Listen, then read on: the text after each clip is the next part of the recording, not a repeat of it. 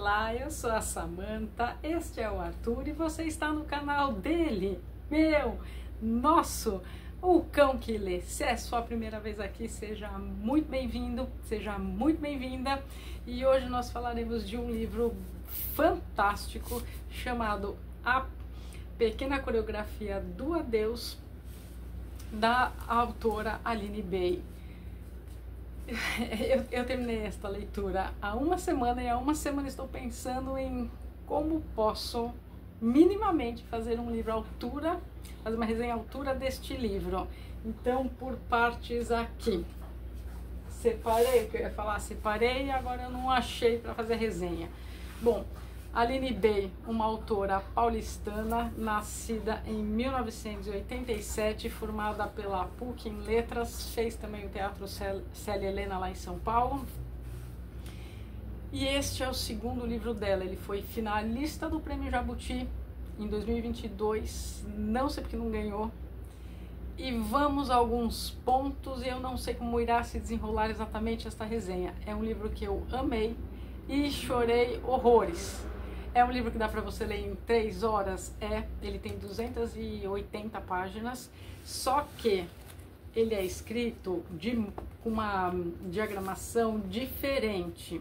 Então sim, dá para qualquer pessoa ler rápido, porque é poesia, é prosa poética, a diagramação tem muito a ver com a história, e é uma história pesada, que só a Aline consegue trazer certa leveza, né, bem por assim dizer, para um assunto tão denso, tão pesado, tão difícil. E ela consegue, com a calmaria externa, com o modo dela redigir cada linha, porque cada linha aqui é extremamente bem pensada, por não ser a prosa clássica, tem que ser muito bem aproveitado. Olha, a Aline Bay, ela tem o primeiro livro aqui, eu só separei, esse eu não esqueci de pegar, que o outro eu queria algumas páginas mostrar para vocês e mostrarei. Esse foi o primeiro dela, tem resenha aqui no canal que também não ficou à altura, então eu vou me esforçar para essa resenha ficar um pouquinho melhor. Esse aqui eu tô digerindo, por isso eu demorei uma semana para trazer esta resenha, para gravar agora, sábado à noite. E esse aqui eu terminei de ler e já logo gravei no dia seguinte, um negócio assim. Tá para sair o terceiro dela, tá? Só vou deixar aqui para quem já leu os dois. É como se fosse uma continuação, mas você não precisa necessariamente começar por esse para ler este. Eu indicaria isso sim, porque a gente vê muitas características similares, semelhantes, era o que eu ia dizer. Em que sentido?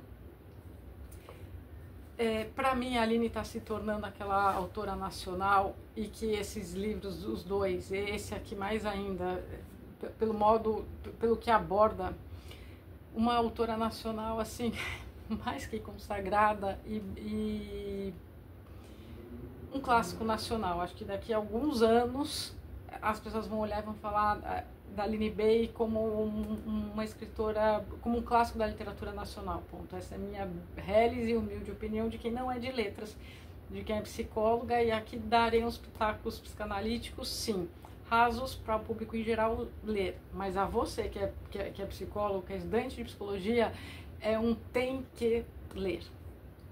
Então vamos lá do que se trata. Pequena Coreografia de Adeus, do adeus, trata de adeus, despedidas, separações. Essa capa, eu confesso, também sou bem sincera com vocês, eu não gostei muito, mas tem muito a ver com todo o enredo da história. Então, por partes, se é adeus, se é separação, esse livro quem vai gostar? Psicólogo é um must be read, tem que ser lido, read, must be read, tem que os professores que estiverem me assistindo indiquem para os seus alunos, que os alunos vão atrás, dá para fazer um trabalho longuíssimo. E eu vou me basear aqui, vai ser nem em Freud, vai ser na Melanie Klein, eu avisarei quando. Tá, do que se trata a história então, Samantha? Pois bem, a gente tem a personagem, a protagonista, a Júlia Terra. E como que eu vejo, além desta escrita Você vai falar fragmentada? Não diria isso, mas eu diria que a partir do momento que a história vai se desenrolando e dentro do que vai acontecendo, tem um porquê. Às vezes a letrinha ser minúscula, às vezes tem um espaçamento maior, às vezes um traço, tem tudo um porquê. Porque a gente está dentro da cabeça da protagonista. Aí você vai falar tipo fluxo de consciência, eu diria que é tipo o fluxo da vida, dos pensamentos, do que ela está vivendo, porque não é aleatório, nada está perdido, você mesmo vai fazendo os ganchos, isso é uma beleza. Fluxo de consciência no sentido ao pé da letra, não sei se, eu não sei se exatamente seria isso, porque o que está se passando na cabeça dela que a gente está acompanhando é o que está acontecendo na vida dela naquele momento. Então, não só está havendo um correlato do que está acontecendo na vida, no real, com o que ela está pensando. Eu não gosto de falar em gatilhos, eu não sou essa pessoa, mas eu vou falar o que eu acho do que eu andei lendo de comentários das pessoas que disseram que gostaram, das pessoas que disseram que não gostaram, porque ele é um livro que não vai agradar a todos. Poderia, mas eu já tenho também na minha real opinião o porquê ele não agrada a todos, porque ele tem que ecoar muito com a história de vida de quem está lendo. Se você teve uma mãe boa, se você teve uma família feliz, dentro das possibilidades de uma família feliz, se você não teve uma família quebrada, por assim dizer, uma mãe extremamente problemática, pais separados, pai ausente, pai que se relacionou com outras mulheres e que a filha sempre foi ficando em segundo plano para tudo, em tudo,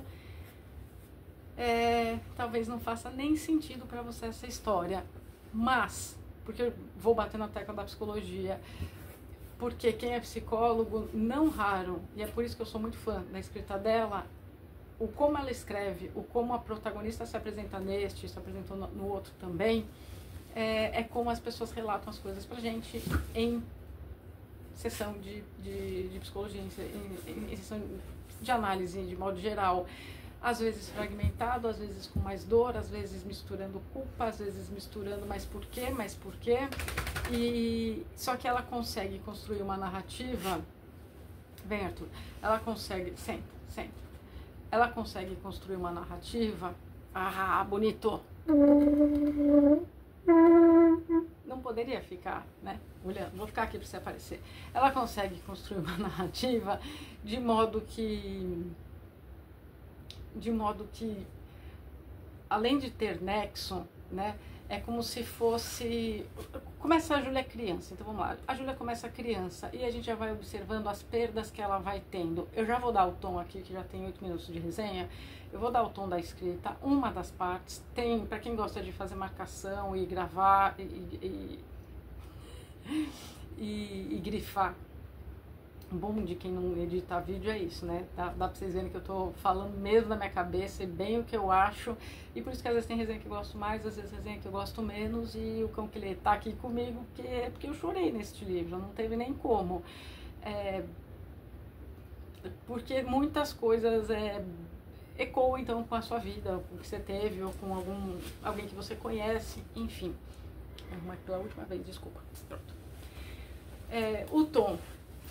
Porque ela já te joga na história e é assim que um paciente... Samantha, tá bom, parte para o paciente, eu não sou nada de psicólogo, não quero nem saber, então como que é? Então esteja preparado para essa super imersão na cabeça de uma pessoa que está te contando as maiores dores pessoais que ela viveu, que ela teve, e você vai acompanhando uma linha do tempo dela criança até ela... Não dá nem para precisar exatamente quantos anos ela tem, mas eu diria assim, 20 e tantos...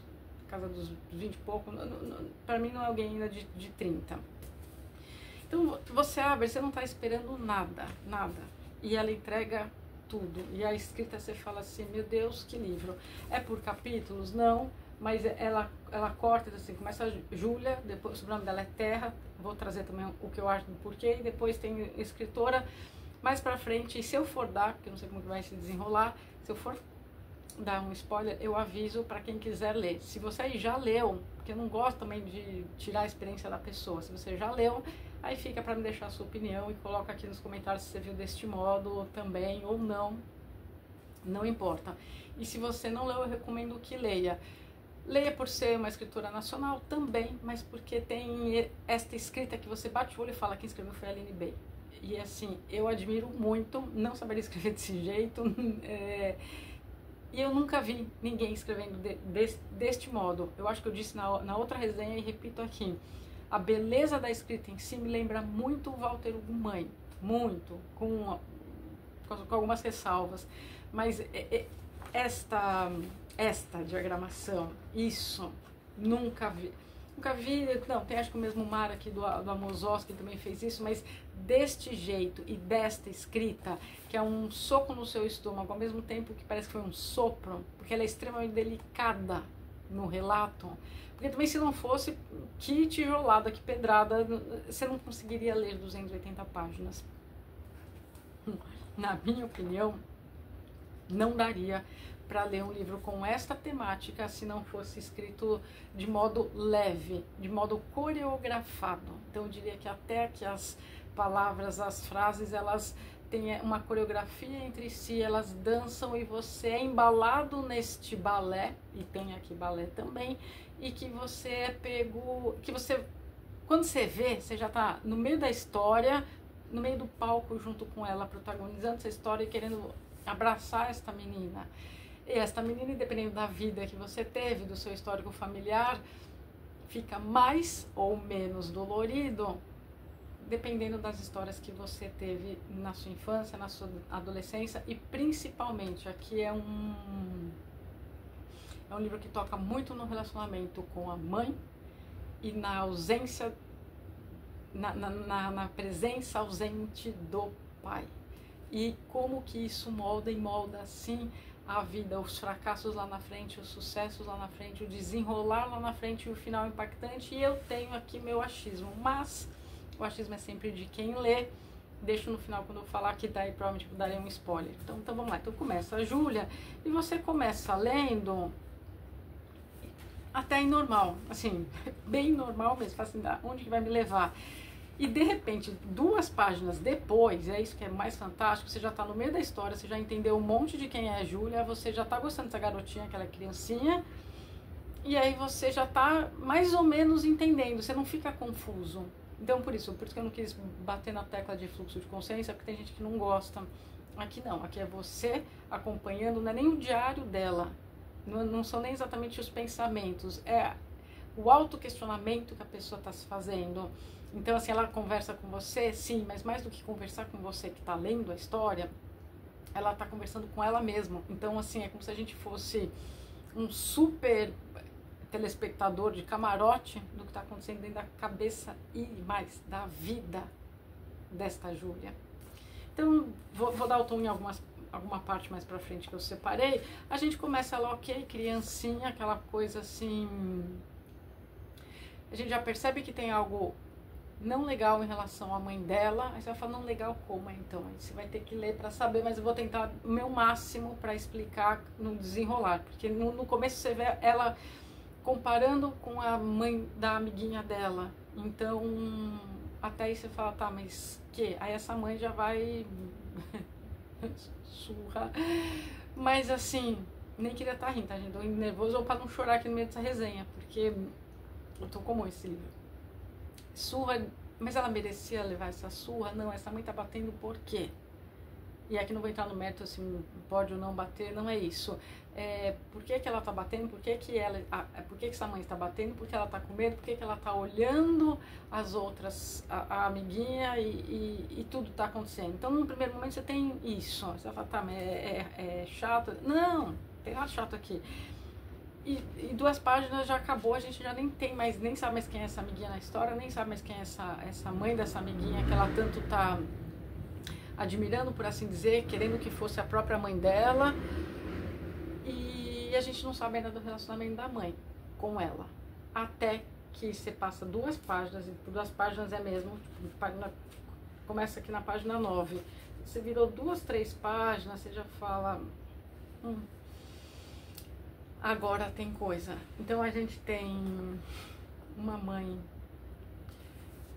que assim, difícil falar isso, porque eu não sei quantas pessoas estarão me vendo, mas acreditem, existem mães más.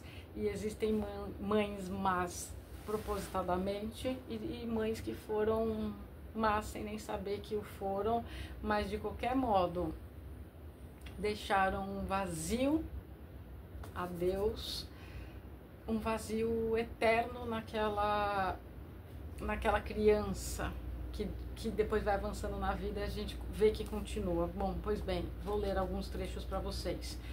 Tem uma parte aqui que eu fiz assim, meu Deus, pra vocês entenderem o nível do soco que você leva da Aline bem enquanto ela tá falando docemente. Eu assisti uma entrevista dela e os comentários são os mais engraçados no sentido, gente, essa menina falando, menina, né, sim, ela é nova, falando desse jeito calmo, tranquilo, e um livro que foi uma tijolada que me fez chorar, pois é. Então, assim, é meio que um consenso geral de quem lê, mas é assim, né, é transformado em arte, a dores, e a escrita é uma delas, enfim.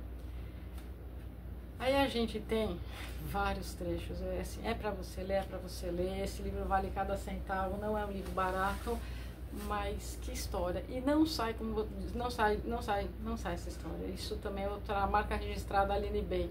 É uma história que não sai de você quando você termina o livro. Eu separei aqui, eu dobrei várias orelhas para poder ler alguns trechos para vocês, enfim. Para você sentir o toque, o tom.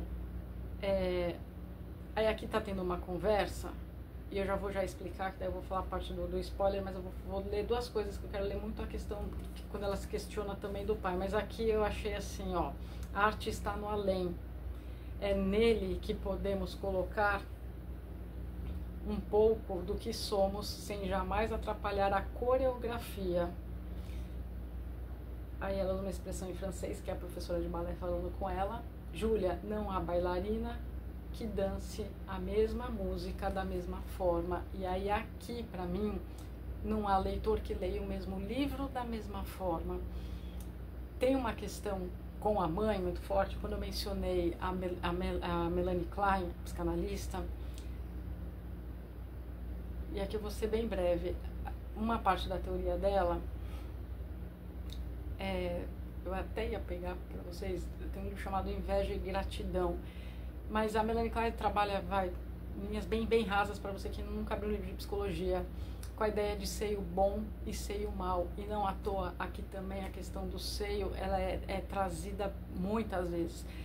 Seio bom, seio mal seria a cisão entre a parte, e quando você vê uma outra pessoa, aí você cinde ela, você vê as partes boas que aquela pessoa tem, só as qualidades positivas, por assim dizer, e o seio mal seria aquelas características negativas daquela pessoa. Quem faz isso? Um bebê. E aqui não se esqueça, a história começa com uma criança. Mas o bebê, no ato de mamar, sim, o seio é bom quando ele está sendo alimentado. Então, quando o neném está mamando, ele está sendo alimentado, ele não sabe pedir. Então, o seio é bom, tá? Isso numa fase bem lá atrás. E o seio é mal quando ele não se apresenta para a criança que está faminta, ponto. Linha bem rasa, Klein e outros profissionais entendem que é uma resenha só de um livro de literatura. Quando você cresce, você continua por um tempo a cindir a mesma pessoa em parte boa e ruim. A mãe, você está falando? Sim, mas qualquer outra pessoa. Mas no que tange a mãe, a gente tem que, enquanto ser humano, aprender a integrar o que? O seio bom e o seio mau. Integrar, juntar. O que seria isso? As características positivas e as características negativas em uma só pessoa. E aí depois do livro Inveja e Gratidão, da Melanie Klein, a gente tem o livro Amor, Culpa e Reparação, que aí entra em posições esquizoparanoide, que foi essa que eu acabei de explicar, e posição depressiva, que não é o que você está pensando, mas só para ficar assim não tão solto, e para você, caso seja estudante de psicologia ou psicólogo, saber onde que eu vi isso muito aqui. Quem não consegue integrar Bom, quando você integra, você enxerga aquele objeto, aquela outra pessoa como um ser total, que tem características positivas e negativas, como todos nós. Só que tem gente que não consegue fazer isso. Não consegue. Aí aqui não vou enveredar para isso. O que me chamou muita atenção aqui, tem muitas alusões e referências diretas e indiretas ao seio, mas tem porquê, não é pornográfico, não é algo fora de contexto de jeito nenhum, mas foi, enquanto eu estava lendo Seio, me veio essa teoria da posição esquizoparanoide da Melanie Klein. Porque a Júlia tem este conflito durante o livro todo entre gosto, mas minha mãe poderia ser diferente, culpa, enfim. Aí foi bem uma análise psicológica que eu quis traçar, mas não quis fazer uma análise psicológica deste livro, não neste momento, enfim, mas eu não poderia deixar isso passar em branco. Logo no começo também a gente tem um fator que marca, e aí eu separei, mas separei aqui a 141. O pai dela não aguenta mais a mãe, não aguenta mais a mãe, porque essa mãe é simplesmente insuportável. Só que ela é criança e ela vê o pai indo embora, e aí ela pontua, mas vai me deixar aqui com ela, né? Tipo, e naquela visão de criança, é assim, é culpa da minha mãe que meu pai tá indo embora. Eu gosto do meu pai porque ele tá indo embora, porque essa pessoa é insuportável. Só que eu falei de um jeito extremamente grosseiro agora, porque ela escreve isso de uma delicadeza e de uma poesia que você tá lendo, tá com raiva dessa mãe, mas só que uma pessoa a Aline conseguiu escrever de um jeito tão bonito, algo tão doloroso, porque qualquer pessoa não, né? A vontade mais curta e grossa é de escrever, pô, mãe, você não tá vendo o que você fez? Ele tá indo embora por sua causa, e esta mãe sequer percebe. E esse pai vai embora sem culpa nenhuma, porque ele também não tem culpa de, entende, ele assim, tá se separando, a criança vai ficar com a mãe, eu vou seguir minha vida. E a Júlia chega de longe, vê, e depois vai vendo outras mulheres com o pai dela. Não é um ciúme sexualizado aqui, é um ciúme de criança, de já tá com outra aqui que a outra tem, ó, minha mãe aqui, que saco. E aqui é o clássico que saco, desculpem-me o termo, no melhor sentido, se você tem algum irmão e teve uma mãe tipo a mãe, que é aquela típica conversa entre os irmãos que sabe como é a mamãe, não é? E que esses irmãos têm dificuldade de conversar e contar para outras pessoas como que é as atitudes dessa mãe. E aqui a Aline conseguiu transcrever uma coisa dificílima de ser explicada, dificílima para a pessoa contar para um profissional. Você entende? E difícil dessas pessoas explicarem, desses irmãos, dessas irmãs, explicarem para outras pessoas o tipo de mãe que é. Porque, embora não sejam raras, não são a maioria. E aí, para quem, repito, como eu disse no começo, tem uma mãe mais ou menos normal, fica extremamente inviável se você não tem...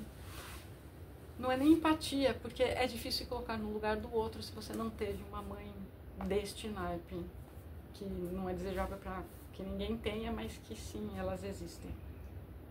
Gente, é impressionante a parte que eu separei, eu falei, página 141, e eu não quero que fique muito longo essa resenha.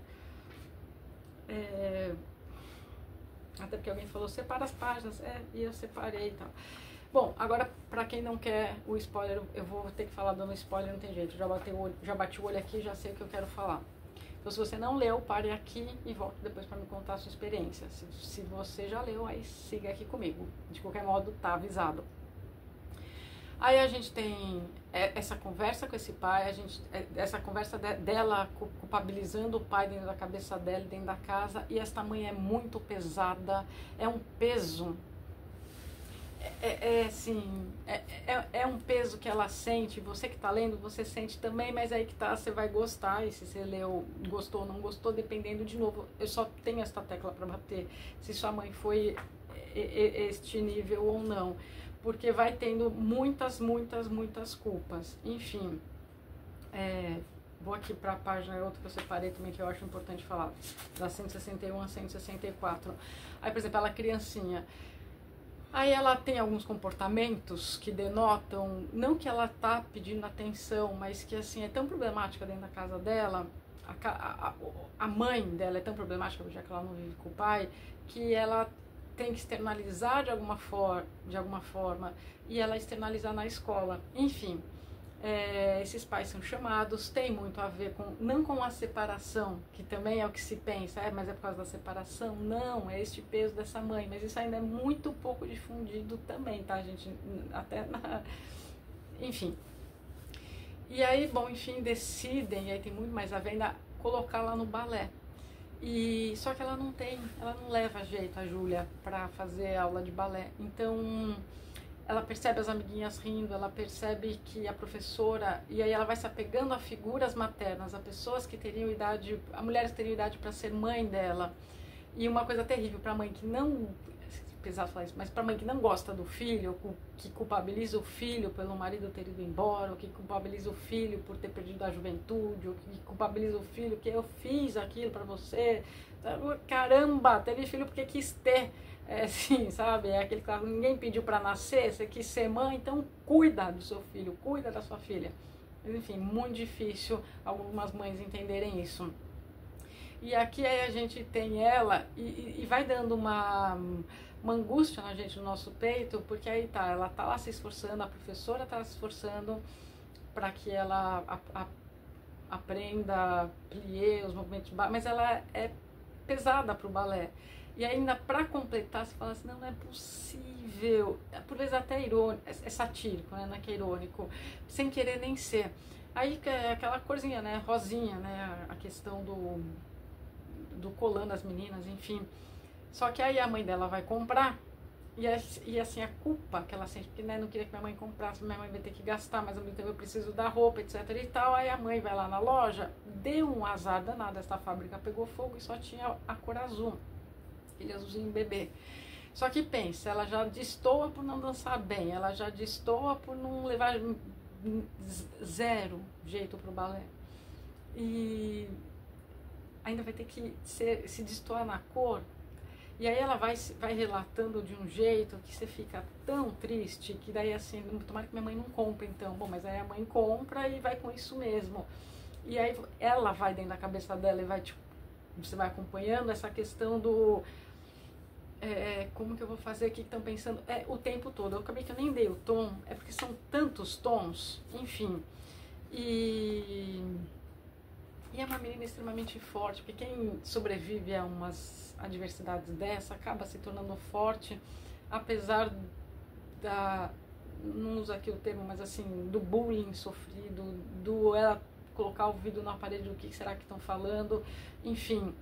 Então tem várias cenas aqui que você fala assim, não é possível mesmo, só que tudo vai indo, enfim, ela passa uma vergonha enorme, até que um belo dia a professora chega e fala, não dá pra sua filha dançar balé, tenta, sei lá, natação, qualquer outra coisa, e você vê que essa mãe não ajuda em nada, essa mãe não deu base em nada, que confiança essa criança vai criar pra lá pra frente, e aí é tudo muito pesado, tudo muito pesado, e tudo repleto de adeus, né? Repleto de adeus. Enfim, vou ler aqui uma parte agora, finalmente cheguei. Página 161. Me lembro do dia em que fiz a minha entrevista de emprego no café. Aí aqui a gente já tá falando de uma Júlia já de 20 e poucos anos que saiu de casa. E aí vem assim umas frases no meio da narrativa, tá? Só para guardar aqui, ó. Que conselho a senhora daria para alguém que é o fruto de um amor devastado? Me conte. E aí você fala assim, caramba, né? Você tá lendo e aí é uma dessas. Enfim, aí ela foi lá fazer a entrevista no café e aí ela conversou com essa dona Cíntia, que foi quem empregou ela. Aí a vida vai andando. Aí aqui, ó. Enquanto eu conversava com a dona Cíntia e percebia nela o interesse pelo meu poder de trabalho, um pequeno prédio no fim da rua chamou a minha atenção, o sol das 5. Batia na janela de um jeito nem forte nem fraco, que, confesso, me emocionou. Morar com a minha mãe estava se tornando algo insustentável. Se eu continuasse debaixo de seu teto, eu, aí vem escritinho bem pequenininho, assim, o eu fica minúsculo, envelheceria definitivamente, já estava acontecendo. Fui a criança mais velha do mundo e estava me tornando a jovem mais antiga da rua. Eu precisava tanto de um espaço e depois que a dona Cíntia me contratou, eu perguntei o que era aquele predinho. É esse o pique da narrativa. Aí tem toda a explicação, aí tem uma dona argentina aqui simpaticíssima, porque acaba que ela vai encontrando, não mães substitutas, mas como eu disse, figuras maternas que poderiam ser mãe dela. E é aquela coisa assim, ela é tão querida, ela é tão fofa, ela não tem problema nenhum. Mas para a mãe dela, ouvir um elogio sobre ela é o fim do mundo. É o fim do mundo, né? Enfim.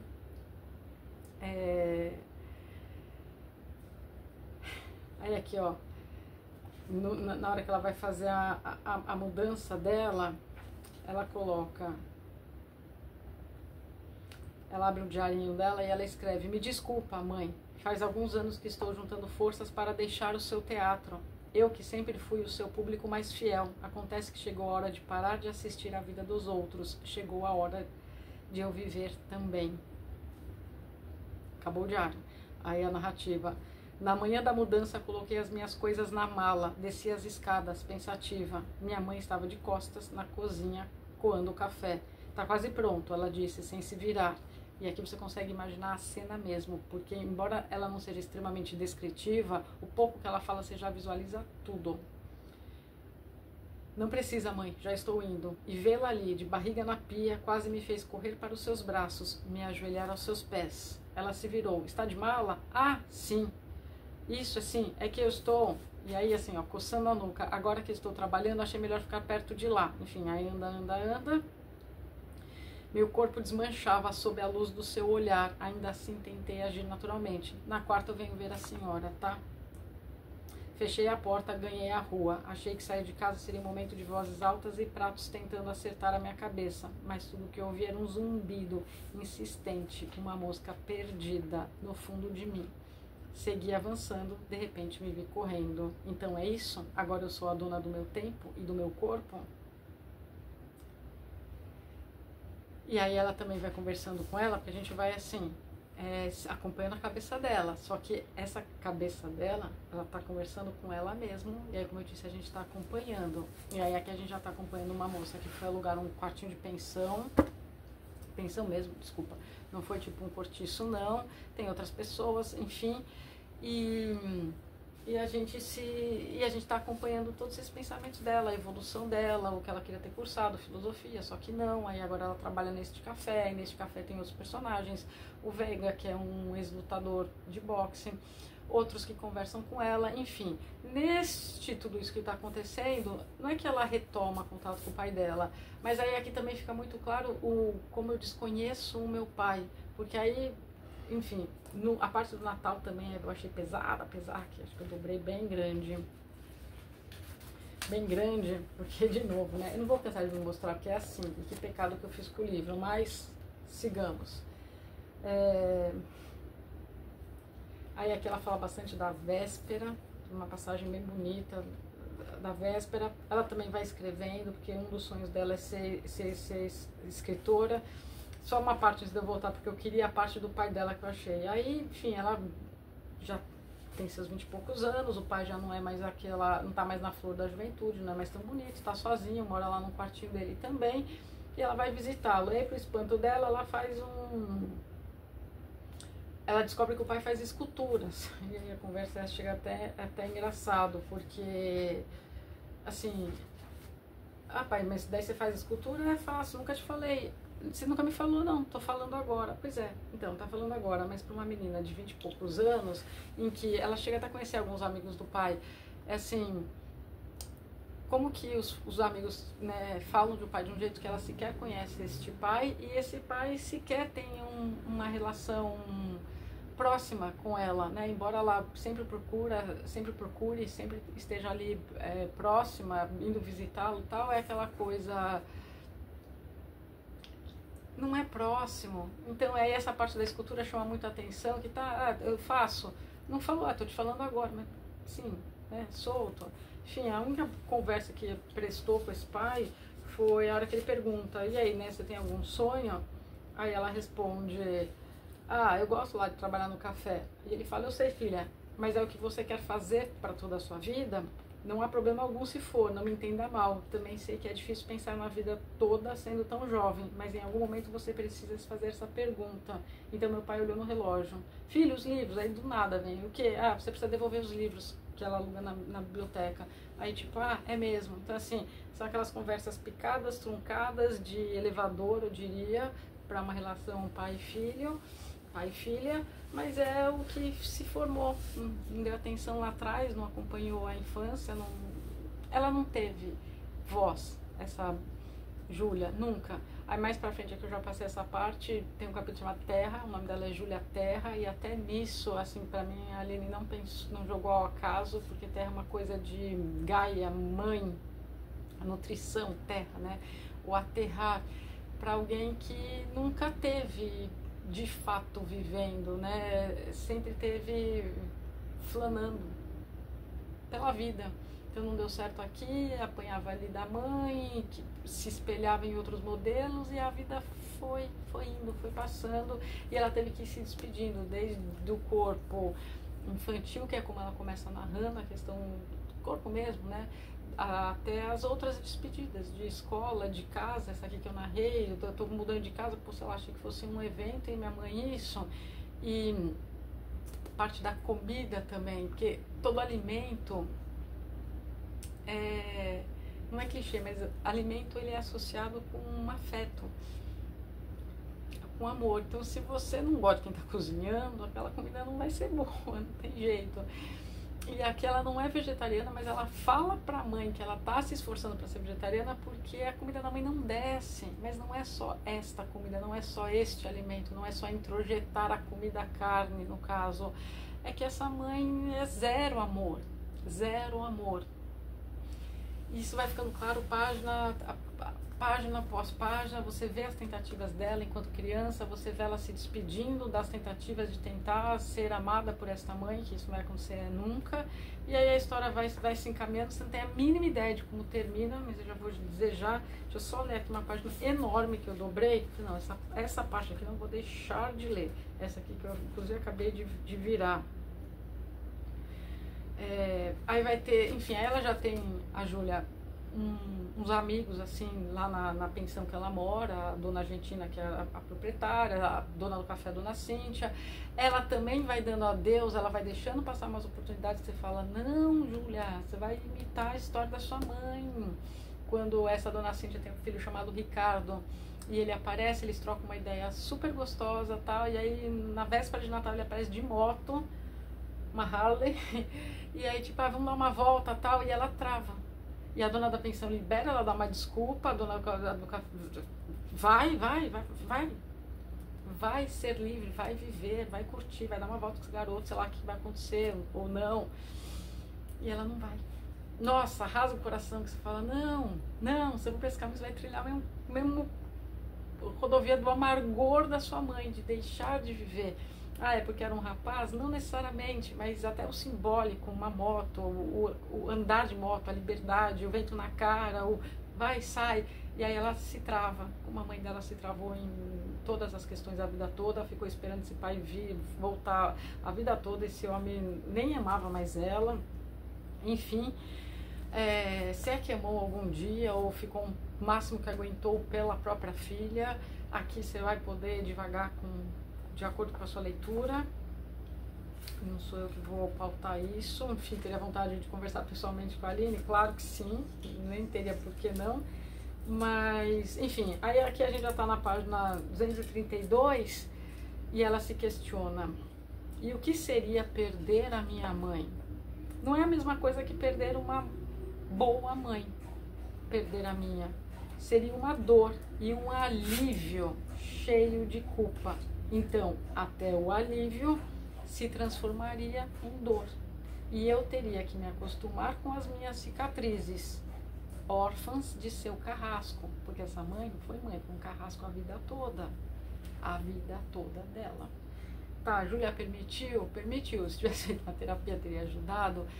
Teria a entender muitas coisas, que significaram muitas outras, e não permitir muitas outras, que tá mais pro final isso. mas ainda assim é muito difícil, de qualquer modo. Aí ela tá lá na véspera de Natal, que essa mãe chamou, ela poderia passar com outras pessoas tantas, mas não, deixa eu ir lá na véspera de Natal. Entra de novo, mãe, oi, tal, enfim, chega aquela coisa que não tem conversa, que não falei, mas fiz, come aí, então vou ter que empurrar isso aqui, vou ficar aqui no sofá, vamos conversar, acabou. Aí tá, mãe, já vou, tipo 11 da noite, não vai ficar, quer dormir aqui? Não, vou pra casa. Aí elas questionam, mas eu vou pra casa, eu falei isso, vou pra minha casa, que é lá o quartinho dela, isso que eu li o trecho, de, né, bate o sol das 5 ilumina e tal. Porque a casa dela nunca foi um lar. Nunca foi, então assim, não me sinto pertencente, vou pra minha casa, beleza, só que daí ela vai ver o pai. E aí, pra quem já leu, já tô bem adiantada na parte do spoiler, este pai morreu. Esse pai morreu, enfim, aqui não vou entrar em detalhes, foi um choque, foi. Quando ela ainda vai contar pra mãe, que ela ainda foi encarregada de contar pra mãe, porque afinal de contas só eram as duas, essa mãe não acredita. Essa mãe não acredita que ela tá falando a verdade, foi uma tragédia como o pai dela morreu. E a mãe não acredita e sequer vai ao velório. E aqui tem gancho com a última página do livro, né, as últimas páginas. Porque essa mãe não foi, então ela não viu o corpo sendo enterrado, sendo velado ou sendo enterrado. Não viu. Aí aqui, vamos lá, mecanismo de negação do mais primitivo. Negação. Mecanismo de defesa do ego, um dos mais primitivos. Negação, ela negou. Se eu não ver que morreu, que você não vê sendo enterrado, na minha cabeça eu posso delirar e não dizer adeus, então nunca vou achar que morreu. Enfim, aí a vida vai continuando, vários trechos lindos pra ler, já passei assim, né, mas só pra vocês entenderem aí como que é o diálogo. Aí, por exemplo, aqui ó, não dá pra conversar com uma mãe dessas, nem ela já com um pouco, enfim, a Clotilde, aí a mãe vem falar da vizinha, sabe? Assim, a avulsa, a Clotilde me trouxe um bolo, que bom, estava gostoso. Ela sempre me traz um bolo, tá vendo? Não flui, é truncado. Fico feliz que a senhora tem uma amiga. Aí, né, tá, vamos comer? Vamos. Então ela abriu o forno, tirou de lá um Chester. E aí vai, sabe, o espaço vai dando essa dimensão do vazio que tá rodeando essa atmosfera. Mãe, eu não falei pra senhora o quê? Que eu estava tentando parar de comer carne. Júlia, desculpe, eu esqueci. Pois essa mãe lembra do quê? Que essa filha gosta, que essa filha não gosta? Nada. Porque se você não se importa com a tua filha no caso. Sentamos caladas na mesa, comemos e comemos, mas a carne parecia não ter fim. E talvez o inferno seja isso, uma cena que se repete pelos séculos. Talvez o inferno seja isso, aquela cena que não para de se repetir na sua própria cabeça. De uma vida inteira, quando minha mãe fez isso, quando minha mãe fez aquilo outro, e continua fazendo. Dá vontade de socar a Júlia aqui? Não, porque se a gente fica com dó dela, mas dá vontade de falar, filha, acorda pra vida, essa mãe é isso aí mesmo, não adianta você lutar contra, é a mãe que teve, só segue. Mas é tão difícil para quem passa por uma situação dessa, e é muito difícil para a protagonista também, que está passando por uma situação dessa. Enfim, aí ó, isso na véspera do Natal. Depois do jantar ficamos assistindo a um show de TV de Natal na TV. Olhei no relógio, tá, preciso ir, não, Feliz Natal, beijo, tchau. Sim, sabe, frio, seco, não queria estar aqui, mas tô fazendo a minha parte, ainda estou tentando. A gente vê essa tentativa, essa coreografia de malabares dessa filha, de apesar de tudo é minha mãe, por assim dizer, ou com uma mínima esperança de que um milagre aconteça. Não aconteceu, enfim. Aí acontece o falecimento do pai dela, aí ela escreve alguns trechos de um livro que ela tem vontade de escrever, de ser escritora. Pois bem, já vou me encaminhar para o final, não vou mais nem ler mais nada, porque aí até o modo como ela escreve essa conversa de telefone, nossa, você parece que você está no quarto nessa conversa de telefone. Pois bem, eu vou ler a última parte e aí vou já terminar essa resenha. O que aconteceu? Aí, enfim, ela falei, né, que ela não quis, essa mãe não quis ir ao enterro, e aí a vida continua seguindo assim. Tem outros episódios aqui que vocês leram. Um belo dia, um belo momento, a Júlia recebe um telefonema da Clotilde, a vizinha, e a mãe dela tá perdida, não sei aonde o marido encontrou. E aí este relato é super interessante no quesito, gente, olha como ela escreve muito bem, porque é aquela conversa de telefone, assim, dos dois lados, picado. Eu não vou cansar de mostrar isso pra vocês. E aí ela liga, oi, sabe quem tá falando? Sei, diga, o que foi? E aí parece que a gente tá no quarto, assim, em silêncio, escutando no viva voz, as duas conversando. O que aconteceu? Bom, essa mãe, pra completar, assim, não bastasse o inferno que essa mãe fez na vida da Júlia a vida toda, essa mãe...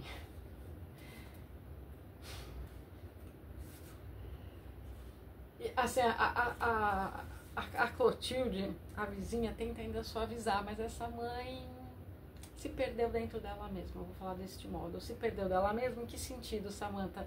Se perdeu no sentido de, então, ela estava ali perdida, não reconheceu, voltou, mas sua mãe não deve estar bem, né, não sei o que, trouxe ela aqui para casa. E aí você vai acompanhando a conversa delas, e aí a filha pergunta, né, Júlia, tá, mas minha mãe tá machucada? Não, não é isso, filha, como eu posso te explicar? Quando eu vi a sua mãe na calçada, bem, era ela ali, é claro que era, mas ao mesmo tempo, não sei, Júlia, parecia que a sua mãe não estava lá.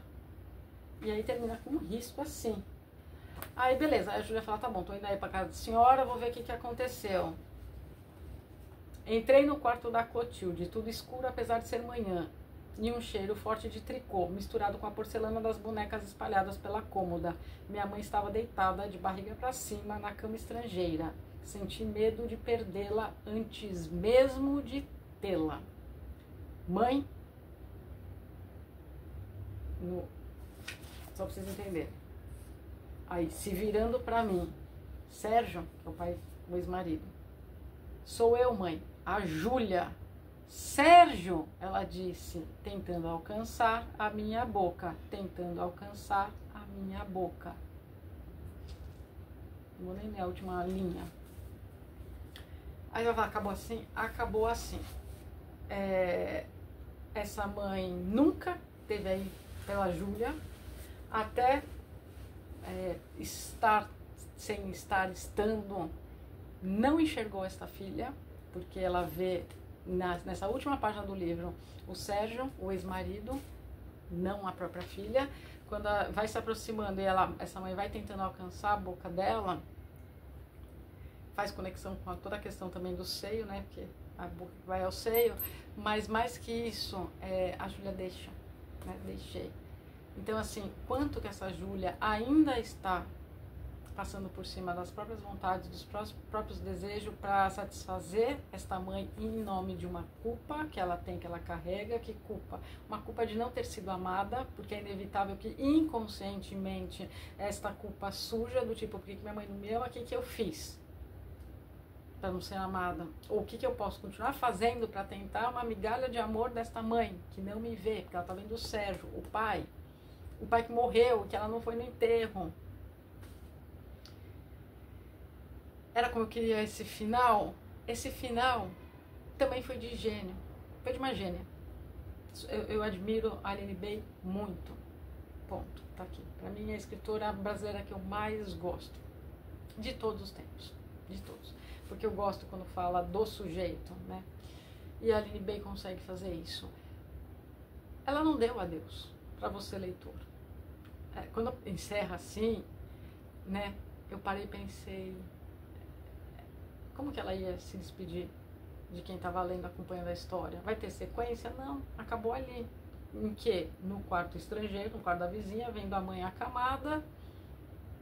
Então a gente não sabe o que acontece com a Júlia, que tem todo o potencial de ser escritora, e que tem vários trechos de um livro que ela está escrevendo no decorrer do tempo, do livro.